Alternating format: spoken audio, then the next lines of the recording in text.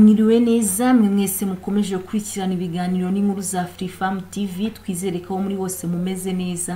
Inkuru twari turuho ejo hashize ni yuko padiri mukuru wa paruwasi ya Rwamagana yari yatawe muri yombi azira kubika amafaranga yari yibwe n'abandi bantu. Kuri ubu ayo mafaranga yaje kumenyekana, yasanganwe amafaranga asaga miliyoni 400 z'amafaranga y'u Rwanda.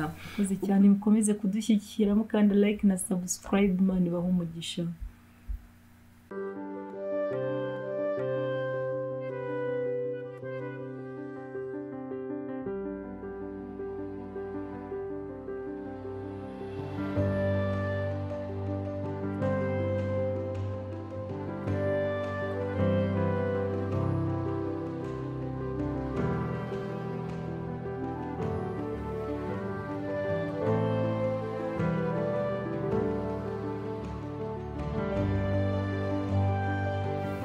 Mwiriwe neza mwe mwese mukomeje gukurikirana ibiganiro n'inkuru za Freefarm TV. Twizere ko muri bose mumeze neza.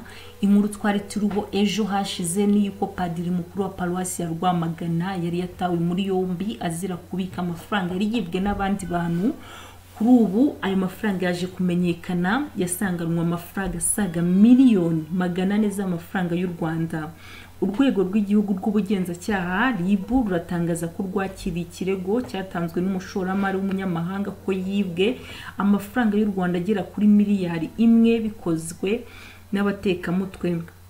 Nyuma yo kwakira icyo kirego, RIB yatangiye iperereza iza gufata babiri mu batekamutwe. Umwe muri bo akaba yari amaze kubitsa umugabane we kwa padiri Ingabire Jean Marie Théophile ungana n'amafaranga y'u Rwanda agera kuri miliyoni 400. Ingabire Jean Marie Théophile asanzwe ari padiri mukuru wa paruwasi ya Rwamagana.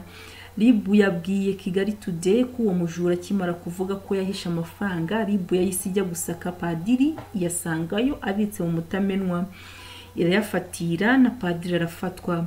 RIB iti kugeza ubu hamaze kugaruzwa amafaranga agera kuri miliyoni 500 mu gihe iperereza rikomeje kugira ngo ababigizemo uruhare bose bafatwe n'amafaranga asigaye nayo agaruzwe.